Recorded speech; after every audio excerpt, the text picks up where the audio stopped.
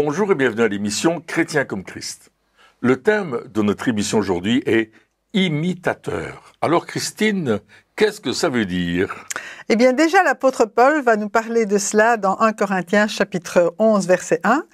Il va dire « Soyez mes imitateurs comme je le suis moi-même de Christ ».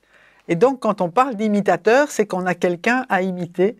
Et dans ce cas, bien sûr, notre modèle c'est Jésus.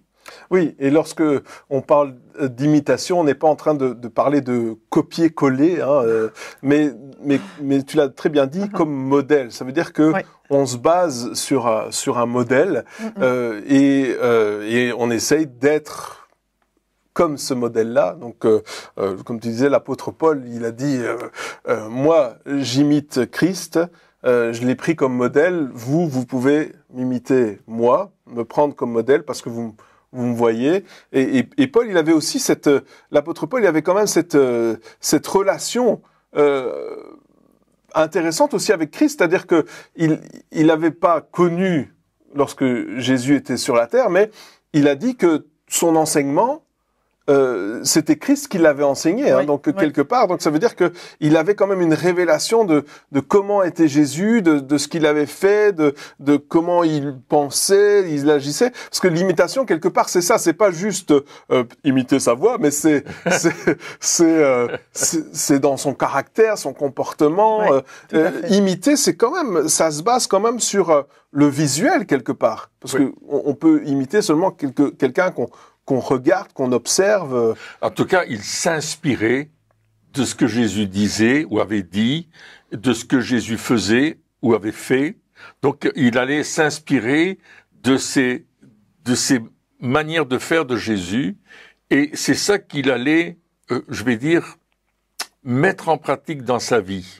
Parce que imiter, c'est mettre en pratique. Je me souviens d'un enfant qui imitait son papa, qui marchait comme lui, qui faisait les mêmes choses que lui. Il était en train de faire comme son papa parce qu'il était tellement fier de son papa qu'il voulait être comme lui. Et c'est ça, imiter, c'est vouloir être comme Jésus. Faire tout ce qu'on peut pour arriver à la stature parfaite de Christ. Et c'est ça que l'apôtre Paul était en train de faire dans sa vie de tous les jours. Il travaillait sa vie pour ressembler le plus possible au caractère de Christ, à ce que Jésus avait fait sur la terre, comment il l'avait fait et pourquoi il l'avait fait aussi. Donc, il y avait une recherche profonde. L'imitation, c'est pas simplement copier ce que l'autre fait, comme tu disais tout à l'heure, c'est pas seulement copier ce qu'il faisait, c'est entrer dans la réalité de ce que la personne qui nous inspire faisait et pourquoi il le faisait. C'est une condition de vie très importante qui fait que je veux ressembler à Christ, mais dans la totalité, pas seulement extérieurement. Pas laisser pousser mes cheveux, avoir une barbe un peu comme le Christ de Hollywood, qu'on voit, tu sais, blond avec avec des yeux bleus, etc.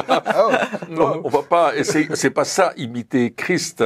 C'est pas lui ressembler physiquement. C'est faire les choses qu'il faisait et pourquoi il les faisait, comment il les faisait, avec quel objectif il le faisait. C'est ça en fait. En fait, la volonté de Paul aussi, c'était de connaître Christ. Connaître Christ de plus en plus et donc d'avoir cette relation qui n'était pas une relation d'une fois de quand il l'a rencontré, mais qui était une relation permanente pour recevoir aussi le caractère de Christ, parce que Dieu vient former en nous l'image de Jésus. Alors c'est vrai qu'on peut dire oui, je veux faire des efforts pour lui ressembler, mais en réalité, le Saint-Esprit vient former en nous l'image de Jésus, et c'est important de le laisser faire et de savoir ce que le Saint-Esprit fait pour collaborer aussi avec lui dans cette démarche de savoir que c'est Jésus, c'est lui non seulement notre modèle, mais c'est lui qui vient vivre en nous par son esprit, et d'avoir non seulement les attitudes, mais d'avoir aussi le caractère, d'avoir les motivations. Et ça, plus on va le côtoyer, plus on va consciemment, je vais dire, être avec lui et le rechercher, plus on va recevoir cet amour de Jésus aussi, parce que c'est pas seulement des manières extérieures, c'est le cœur aussi, notre cœur qui doit changer et ressembler de plus en plus au cœur de Jésus. Oui, c'est un petit peu comme Jésus avec ses disciples et les disciples en général avec leur maître, c'est-à-dire que c'était pas simplement l'enseignement qu'ils absorbaient, mais c'était aussi la manière d'être. Oui. Et je pense que ça, c'est quelque chose qui des fois se perd parce que on aime peut-être recevoir des enseignements, apprendre des choses, mais être comme. Oui. Ça requiert, comme tu le disais, de l'intimité. Ça requiert plus que de la connaissance. Il y a un besoin d'être proche. Mm-hmm. D'être dépendant, d'être observateur, et comme tu le disais aussi, de faire. C'est-à-dire que à un certain moment, on va faire les choses comme. Moi, je sais que il y a énormément de choses que j'ai apprises, que je sais faire aujourd'hui, parce que j'ai regardé quelqu'un qui le faisait, et puis j'ai commencé à le faire moi-même. Oui. Comme la personne, ne sachant pas vraiment à la base, au début, ce que je faisais, mais je me suis dit, mais il fait comme ça, je vais essayer comme ça. Et puis, en le faisant, je me suis dit, si je fais ça, ça a cet effet-là. Et si je fais, après je me dis, en le faisant, je me dis, mais c'est pour ça qu'il fait comme ça. C'est parce que, mais sans le faire, on peut pas savoir. C'est vrai. Si par exemple, je dois apprendre, moi je me souviens un jour, tu m'as appris à visser une vis avec une visseuse. Et là tu m'as dit, mais si tu visses avec une visseuse, il faut que tu appuies sur la vis, ou sinon tu vas casser la vis, enfin la tête de la vis. Donc qu'est-ce que je fais? J'appuie, mais j'étais assez jeune, donc forcément j'appuie pas fort. Donc qu'est-ce qui se passe? La visseuse, elle tourne dans le vide. Et elle abîme la tête de la vis. Et puis je me dis, mais il m'a dit qu'il fallait appuyer fort. Donc qu'est-ce que je fais? Au début, je pensais que c'était fort, mais c'était pas assez fort. Donc je mets une deuxième main et j'appuie plus fort. Et là, je me dis, ça marche. Mais j'appuyais à fond. Donc même si j'appuyais fort, ça tournait quand même. Donc je me dis, mais il faut pas que j'appuie trop fort sur la gâchette pour que ça aille plus lentement. Mais toutes ces choses-là, c'est avec la pratique. C'est avec la pratique, c'est en écoutant les conseils, c'est en regardant comment les autres font pour pouvoir le faire à mon tour.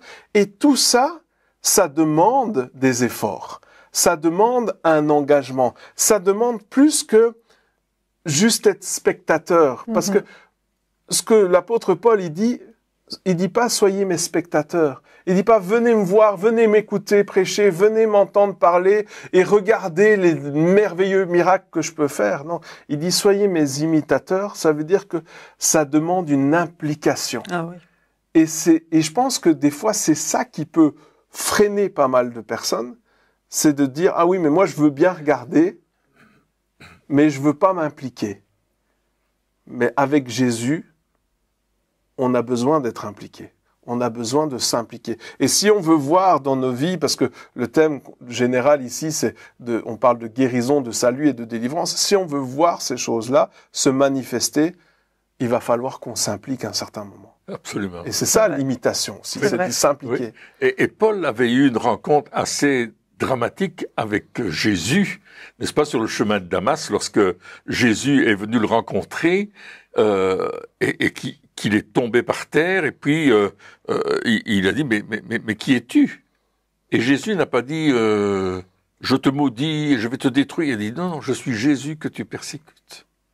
Il a vu le caractère doux de Jésus, qui ne venait pas pour le tuer ou le détruire, hein, mais pour l'amener dans une autre relation d'intimité où il allait apprendre de Jésus. Et déjà là, il va apprendre ce qu'est l'amour de Dieu. Il va apprendre que Jésus a de la compassion pour lui et non pas de l'aversion. Il a vraiment de la compassion. Il dit, mais je vais te conduire dans une autre dimension. Et là, il va se retrouver à Damas, il est dans une pièce, il est aveugle. Et là, il y a un disciple qui entend la voix de Dieu et Dieu lui dit, va prier pour Saul de Tarse. Il dit, non, je vais pas aller prier pour lui, il tue les chrétiens, il les met en prison, tout le monde savait qui il était. Mais là, Dieu parle et dit, non, moi, j'ai prévu pour lui qui va devenir un serviteur. Va prier pour lui. Et là, c'était Barnabas, Ouais. va aller prier pour lui. C'était Ananias. Ananias, je ne sais plus, enfin peu Ananias. importe. Il va aller prier pour lui et il va l'appeler mon frère. Parce que Jésus vit déjà dans Ananias quand il va prier pour Saul de Tarse qui va devenir plus tard l'apôtre Paul. Et là, il y a cette compassion de Dieu qui est là. Et tout de suite, il y a déjà cette connexion. Parce que, comme tu l'expliquais très bien, quand je t'ai appris à visser une vis avec une visseuse électrique, tu as compris comment il fallait faire parce que je t'ai montré, parce que j'étais avec toi et je t'ai montré comment il fallait faire. Et là, tu as appris à faire ces choses. Tu dis, waouh, je peux le faire maintenant. Et tu vas devenir excellent parce que tu vas visser beaucoup de vis et que ça va devenir de mieux en mieux. De la même façon, avec Christ, plus on va fréquenter l'amour de Dieu, plus on va fréquenter Jésus, plus on va fréquenter la parole, plus on va fréquenter la louange, l'adoration, plus on va toucher aux choses spirituelles, c'est ça que je suis en train de dire, et on va imiter vraiment Jésus, mais pas seulement d'une façon superficielle, d'une façon profonde, et je dirais même parfois d'une façon sacrificielle, parce que Jésus est allé jusqu'au sacrifice. Donc être prêt à s'offrir comme Jésus s'est offert. L'imitation, c'est pas seulement faire des signes, des prodiges, des miracles, c'est aller jusqu'où Jésus est allé s'il nous le demande de le faire. Consacrer notre vie totalement à l'œuvre du Père. Être imitateur, c'est quelque chose de très sérieux, c'est quelque chose de très profond, parce que on entre à plein pied dans la destinée que Dieu nous accorde lorsque nous servons le royaume de Dieu. C'est ça, en fait, l'imitation, c'est d'aller jusque-là. Oui, c'est d'aller jusqu'au bout, c'est de se donner entièrement, comme Jésus l'a fait, comme tu disais. Hein. Jésus, il s'est donné jusqu'au bout. Et parfois, on peut être traité de radical, mais il n'y a pas plus radical que Jésus. C'était toute sa vie qui était vouée, je vais dire, à faire la volonté du Père. Et quand on imite Jésus, bien, on se donne à fond, sans retenue, à Jésus. Mais Dieu met aussi autour de nous parfois des personnes qui nous ont devancés et que nous pouvons aussi imiter, comme l'apôtre Paul dit ici, soyez mes imitateurs comme je le suis moi-même de Christ. Et ça aussi, c'est important de voir comment d'autres avant nous ont obéi à Jésus, ont vu le fruit dans leur vie, et ça va nous encourager en disant, si eux l'ont fait, en étant des hommes comme nous, des êtres humains comme nous, je vais dire, entre guillemets, normaux, eh bien, nous aussi, on peut le faire par la grâce de Dieu, par la puissance qui agit en nous. Mais il y avait aussi, en plus, je veux dire, cette compassion. Hein, et je crois que ce qu'on fait, il faut toujours que ça ait comme source dans notre cœur l'amour et la compassion. Jamais le désir de se montrer ou de plaire ou quoi que ce soit, mais vraiment qu'on soit poussé par la compassion de Dieu. Et c'est ce que Jésus faisait dans Matthieu chapitre 9, versets 36-38. Il nous dit « Voyant la foule, il fut ému de compassion pour elle, parce qu'elle était languissante et abattue, comme des brebis qui n'ont point de berger. » Alors il dit à ses disciples, « La moisson est grande, mais il y a peu d'ouvriers. Priez donc le maître de la moisson d'envoyer des ouvriers dans sa moisson. » Donc là, on voit que la compassion de Jésus, c'était pour la foule. Et quand il dit « envoyer des ouvriers », priez le Père d'envoyer des ouvriers, il dit « tout seul, je ne vais pas amener toute la foule, mais il y a besoin qu'il y ait beaucoup d'ouvriers. Il y a beaucoup. Il ne voulait pas garder, je veux dire, le ministère pour lui tout seul, mais déjà à ce moment-là, il voulait le partager pour que la foule tout entière soit atteinte. Et notre but aussi, c'est de voir quel est le plan, quel est le but de Dieu, quel est le cœur de Dieu, c'est que le monde soit sauvé. Et pour ça, il faut qu'il y ait un maximum de personnes qui se lèvent et qui aillent annoncer l'évangile et qu'on puisse se réjouir vraiment de chaque personne qui donne son cœur à Jésus, même si on y était pour rien. Hein, si c'est que des milliers de personnes, des personnes qui se convertissent à l'autre bout de la terre, on se réjouit. Si c'est quelqu'un qui a un ministère et qui amène des personnes à Christ, on se réjouit parce que c'est le plan de Dieu. Apprendre à se réjouir et à dire, OK, l'important c'est que des âmes se sauvent. Oui, et c'est ça. Donc, comme Jésus, il était ému de compassion, bougé par la compassion, c'est ça aussi lorsqu'on imite, c'est on voit quelles sont les motivations. Oui, les motivations de Jésus, c'était pas de devenir riche, c'était pas d'avoir toute la gloire, c'était pas non, c'était parce que il voyait des personnes souffrir ou des personnes qui allaient n'importe où. Hein. Ici, ils vont n'importe où, ils savent pas où ils vont aller se perdre. Et je veux pas qu'ils se perdent. Et c'est ça qui faisait, c'était ça la motivation de Jésus. Il était motivé par l'amour. Et lorsque nous-mêmes on veut imiter Christ, mais de la même manière, on doit se dire, OK, quelles sont mes motivations? Ouais. Est-ce que je veux aider les gens pour recevoir de la reconnaissance, pour que les gens me disent merci. Et s'ils me disent pas merci, eh bien je vais leur en vouloir.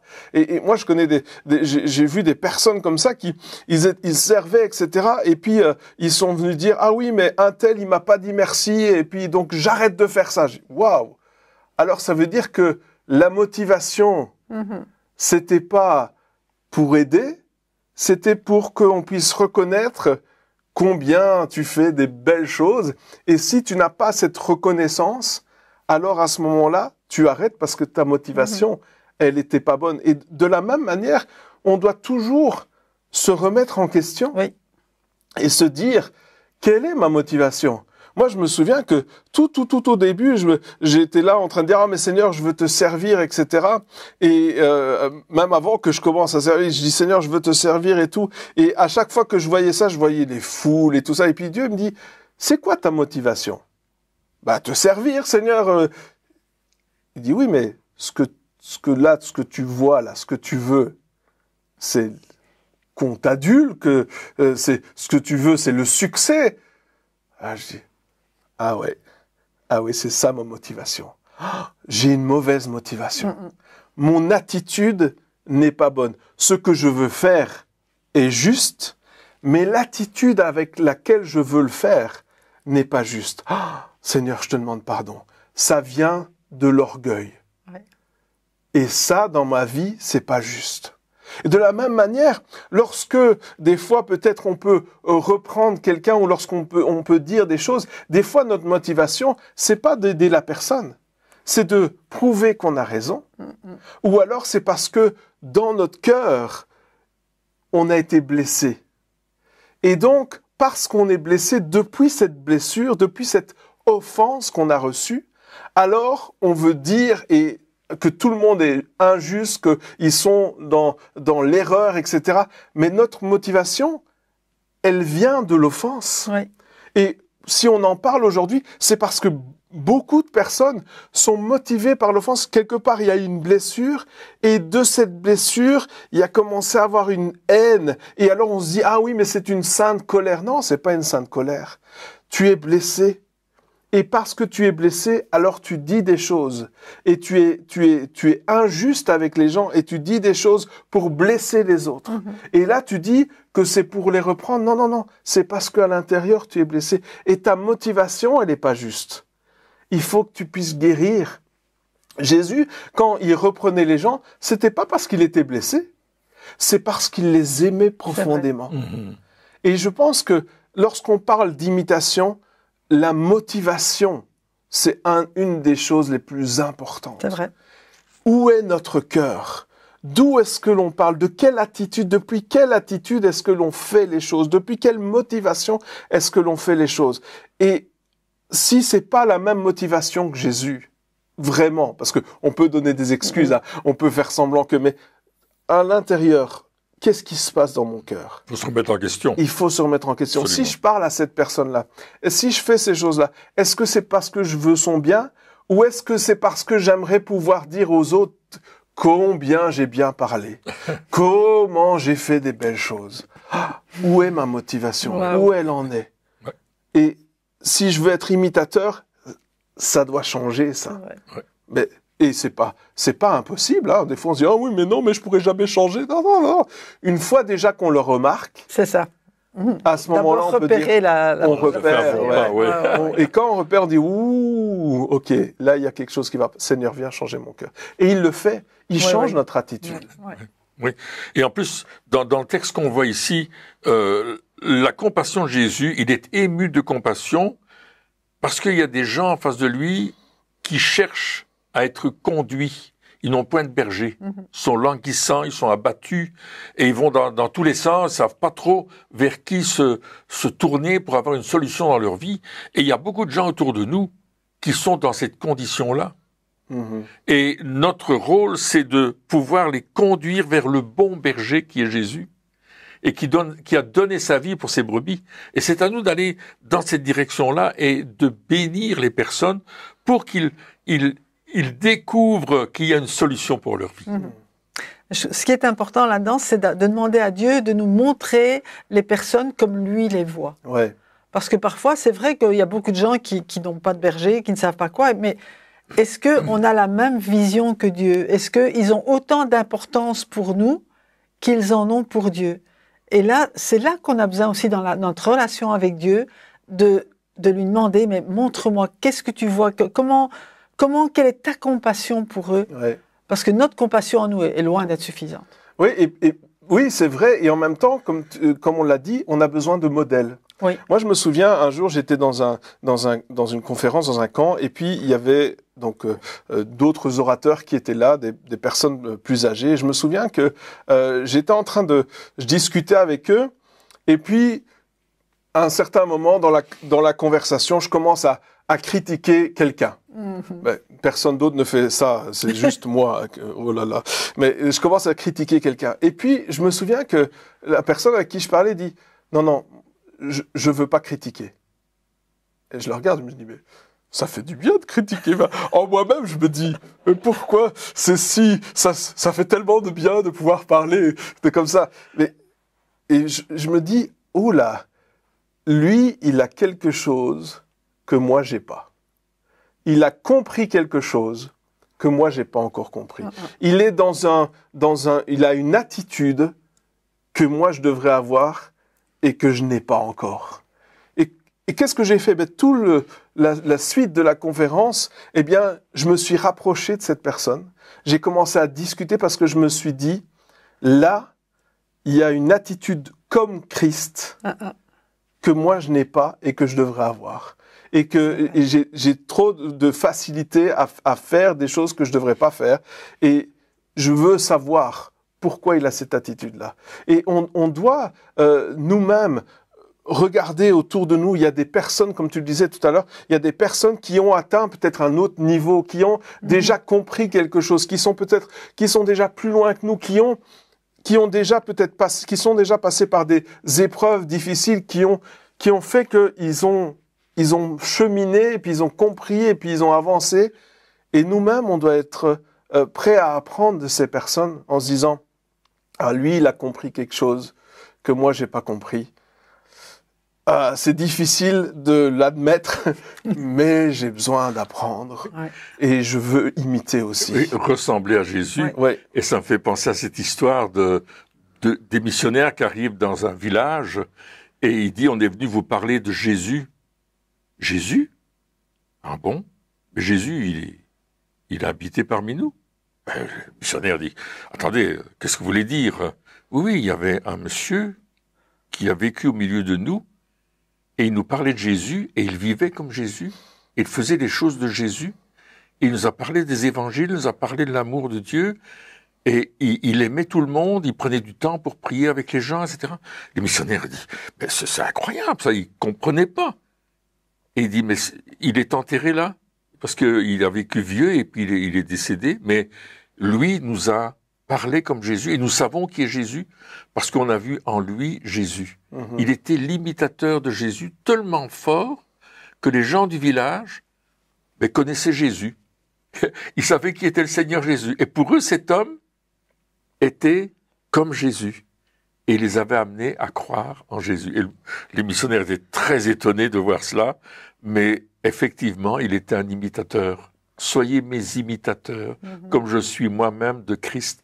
Devenir comme Christ.